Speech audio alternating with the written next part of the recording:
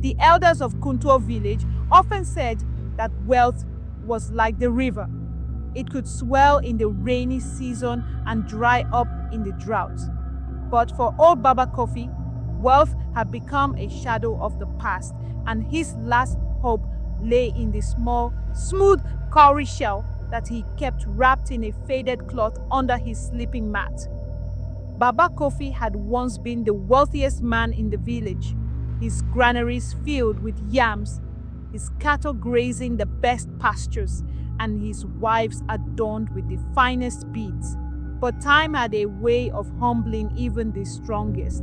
Poor harvest misfortunes and the betrayal of those he trusted had stripped him of all he had. Now he lived alone in a small hut on the edge of the village, surviving on the kindness of those who still respected his wisdom. It was the night of the moon festival, and the village square was alive with music, dancing, and the aroma of roasted meat. But Baba Kofi sat alone, turning the cowrie shell between his fingers. It was no ordinary shell. It had been given to him by his grandfather, who swore that as long as it remained in the family, fortune would never leave their doorstep. Yet fortune had left, and only the shell remained. That night, a young boy named Kwame ran past Baba Kofi's hut, out of breath. "Grandfather, the chief's son has fallen sick. The healer says it is the curse of the ancestors." Baba Kofi sighed. He had seen many things in his time, and he knew that when the spirits were angry, it was often because something had been taken that should not have been. He rose to his feet, gripping the cowrie shell tightly, and made his way to the chief's compound. The chief's courtyard was filled with people, their voices hushed in fear. The chief's son, barely 10 reigns old, lay still, his skin burning like the midday sun. The village healer was muttering incantations, but there was no change. Baba Kofi stepped forward. What did the boy do before he fell ill?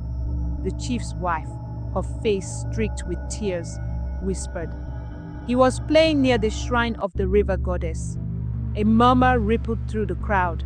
The river shrine was sacred, and none but the priests were allowed to approach it. The spirits must be appeased, Baba Kofi said, and there is only one way. He unwrapped the cowrie shell from its cloth and held it up to the moonlight. Gasps filled the air. Many in the crowd had forgotten about Baba Kofi's once great wealth, but they remembered the legends of the sacred shell. With slow steps, Baba Kofi walked to the river shrine, the entire village following behind him. The water shimmered under the moon, silent and waiting. Kneeling at the edge, Baba Kofi whispered an old prayer, one that his grandfather had taught him long ago. Then, with trembling hands, he placed the shell into the water. For a moment, nothing happened. Then the water stirred, though there was no wind. A low hum filled the air, growing louder until it became a song, deep and mournful. The village fell to their knees, eyes wide with awe. When the song faded, Baba Kofi stood and turned back toward the village. A cry of joy ran out. The chief's son was standing, his fever gone, his eyes clear. The village erupted in celebration, and the chief, overcome with gratitude, took Baba Kofi's hands. "You have saved my son and our people," he said. "From this day forward, your days of hardship are over."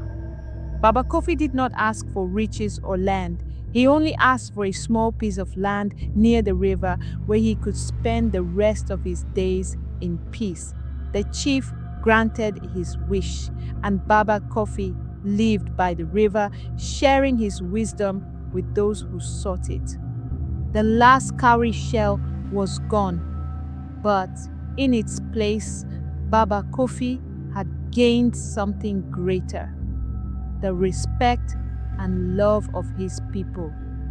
And in the end, that was the truest wealth of all.